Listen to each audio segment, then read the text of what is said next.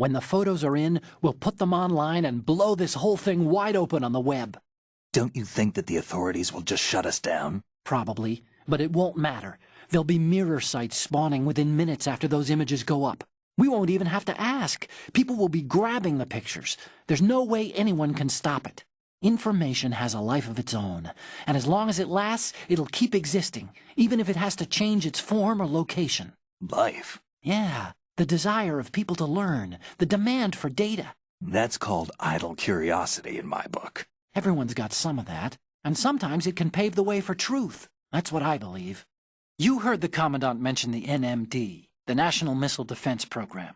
It was conceptualized late last century as a defense network to detect and engage enemy ICBMs launched at the continental United States. But at the same time, it came under fire for contributing to nuclear proliferation. The MIRVing of ballistic missiles and the increase in weapon lethality were some of the byproducts of these defense R&Ds. There was a lot of opposition from the international community on the grounds that the program violated the Anti-Ballistic Missile Treaty. Russia and China were especially vocal in their criticism.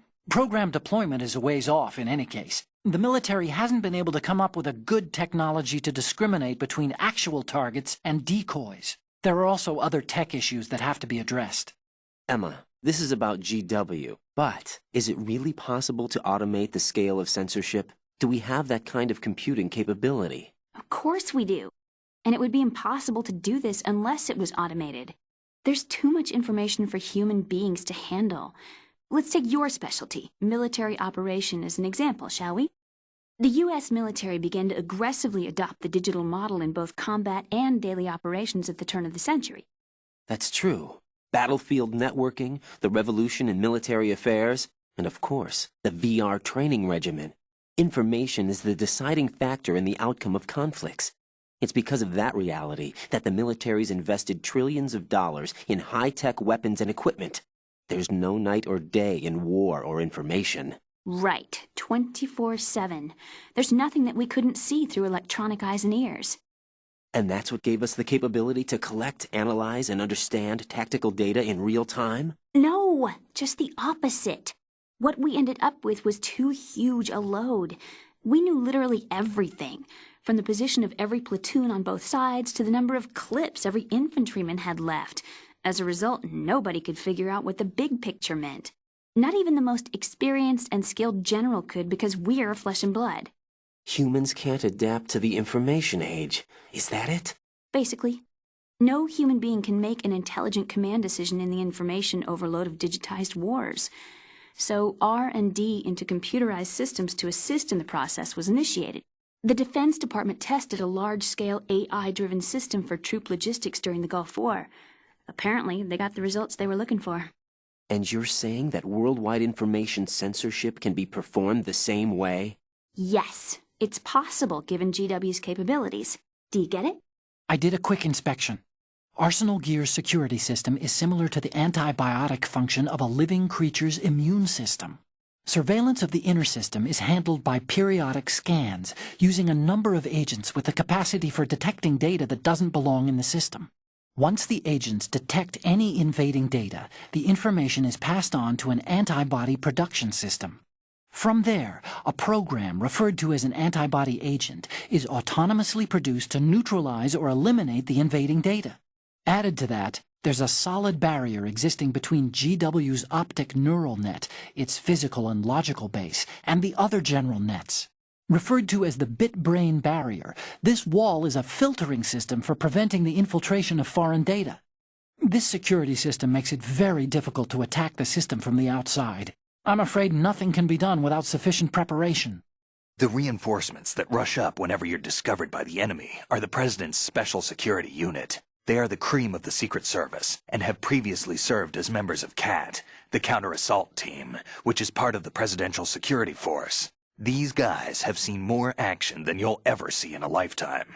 Their equipment is based on the Land Warrior system, which has been an Army development project over the last century. You've been with Force 21, so you should know what I'm talking about. It's the latest infantry equipment enhanced with advanced data communication and processing features. The system is designed to treat each infantry soldier as a single terminal in a network. The helmet has a mounted display that provides everything from sensor and map updates to directives and commands from a command outpost. Through a data link, the soldier is also provided with video and graphic information such as current location, including the placement of friendly units and rendezvous points.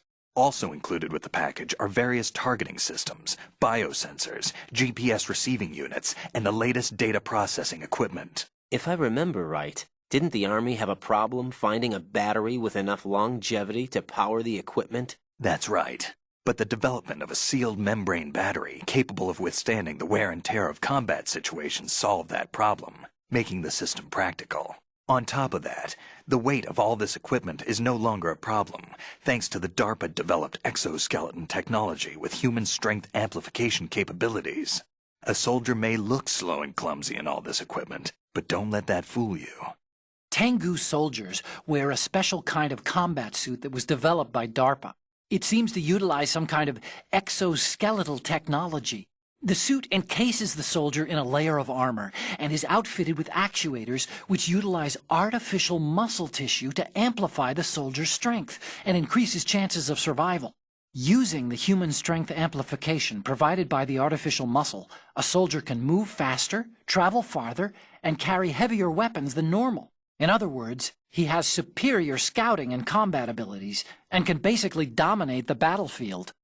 Any soldiers you face who are wearing this special kind of suit will be able to move with superhuman agility. Make sure you're prepared. The engine system of Metal Gear Ray appears to be outfitted with artificial muscle tissue. The artificial muscle consists of actuators that resemble human muscle tissue. It's made of a macromolecular fiber that conducts electricity. This system is different from ordinary engines based on mechanical activators and oil pressure.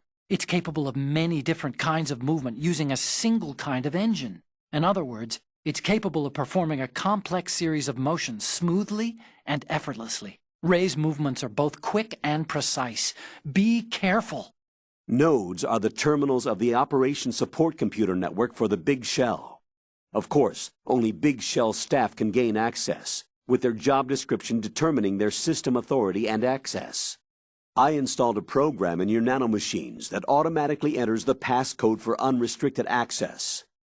Jack, how far do you think the Patriot's digital control extends? I don't really know, but it probably influences a lot of what goes on in our everyday lives. Even mundane things like which movies and songs become a hit and what kind of clothes we wear? I think taste would be the easiest thing to manipulate. I mean, think about the kinds of film and bands everyone wants to go to see. It's whatever's at the top of the charts. And if the charts are made up... Exactly. But you can't really control individual taste. It's too closely tied to personality. I don't know about that. Trends have always been about following the leader. Not necessarily. The age of direct personal interaction is over. So is the idea of word-of-mouth communication. Rose, you have any friends you've met online? Huh? Yeah, I do. How many? Well, if you count only the ones I talk to a lot, I'd say about 20. How many of those have you actually met? 1 or 2 tops. Uh-huh. That's how it is for everyone, I guess. And even if your online buddies had fake identities and were circulating false information, you'd have no way of knowing. Fake identities? Right. And there'd be no way for you to know for sure. Well, what about people who do meet face-to-face then? Like us. Us? Have you ever really shown me the real you? I wouldn't even know the real me myself. Yeah? What is it? Up to now, scientists have continued to be active participants in war. What's your opinion? There's no doubt that war has been an ideal event that fuels the progress of science. But therein lies the trap. We scientists must establish some form of work ethic. It's a tragedy that both the government and the military act as sponsors to modern science. What are you talking about? The atom and hydrogen bombs were born from laboratories owned and operated by universities and private enterprises. Los Alamos and the Lawrence Livermore labs were run by universities. There's nothing strange about that. Weapons development and universities. This may come as a surprise, but science requires that information be exchanged freely. You're referring to the will of Professor Oppenheimer, aren't you? For me, science and weapons always existed at different levels. I never thought that my research results would bring about misfortune to others. That was until the Shadow Moses incident. I have no regrets. That's where you're wrong. We scientists know the dangers of a nuclear threat. It's up to us to protect the people. We can't allow it to be exploited by nations or their politics. Man and nuclear weapons cannot coexist. Mere mortals were never meant to handle nuclear fusion. Science defines me. My government respects me. Can you tell me what's wrong with that? Can you? Okay, that's enough. Communicator Entertainment Program Idea Spy 2.5, Episode 1.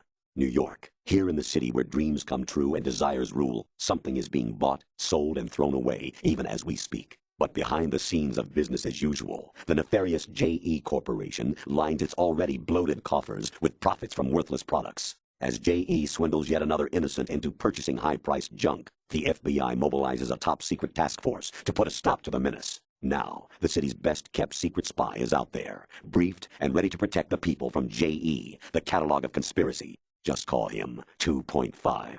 Colonel, I want some background information on Emma Emmerich. I've got it right here, direct from the National Security Agency's personnel files. Apparently, she was involved in some sort of high-level project, but there's no details on that. Her record shows that she resigned from the agency 2 years ago. Emma Emmerich, full name Emma Emmerich Danziger. Members of her family call her EE. After divorcing Hal Emmerich's father, her mother took Emma to England and raised her there. Danziger is her mother's maiden name, but she prefers Emmerich. After returning home to England, her mother married Robinson, a businessman. The following details are from a report filed with the NSA when she joined the agency. Just before graduating from high school, Emma injured Robinson in self-defense during an alleged assault on her person. As a result of this incident, she followed in the footsteps of her stepbrother, Hal Emmerich, and left home to enroll in Oxford. It is believed that at this particular point in her life, she was extremely angered by the fact that her brother failed to protect her. Consequently, she lost all family connections and is very resentful. She seems to believe that her brother is to blame for everything. While attending Oxford, she was noted for her success in a deciphering event sponsored by British GCHQ. They may not be blood related, but she sure sounds like Otacon's sister. There's more. Ryden, do you recall a certain situation that's more or less become a legend among hackers? To refresh your memory, at the time, just about all of our nation's communications and information resources were concentrated at NSA in Fort Meade.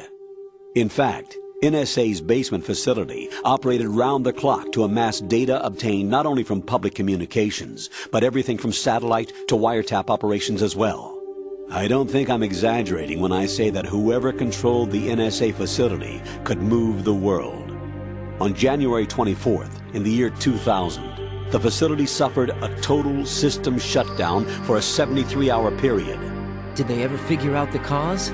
It's believed that a small group within the government had arranged the incident with the assistance of a notorious group of crackers. The result was a full review of NSA's safety measures, which in turn led to the decision to shift the data-gathering operations to an isolated location that would be safe from physical attack as well as cyber terrorism. And where might that be? My security clearance couldn't get me that information, but I did find out that one of the key members of the hacker group was none other than Emma Emmerich. Although she started off as a specialist in artificial intelligence and complex logic, Emma is now regarded as a computer genius. That would make her a prime candidate for recruitment in the intelligence community, wouldn't it? And knowing most of the intelligence agencies, I doubt fair play was a major concern in their recruiting efforts. Your assumption's correct. The government played on her weakness, her strong hate for Hal Emmerich, the brother who left her when she was 6 years old. She hates him that much? When she was 6 years old, Emma and her father were involved in a pool accident. She survived, but her father drowned. What did the police have to say about that? The report states it was an accidental death. Isn't that about the time that Otacon left his home and family? Exactly. But I don't have any idea why he chose to do so. Does Emma blame Otacon for her father's death? I don't think so. Her hate seems to stem from the fact that she believes Otacon abandoned her. You see, although the two weren't directly related, they were said to be very close. It's rumored that sibling rivalry was what launched her career as a hacker. 4 years ago, The government leaked her the details of the Shadow Moses incident. In doing so, they were able to recruit her for the NSA. I also have little doubt that they also used the NSA hacking affair as a means to convince her to cooperate. You think that her hate drove her to frame Snake and Otacon? That I don't know.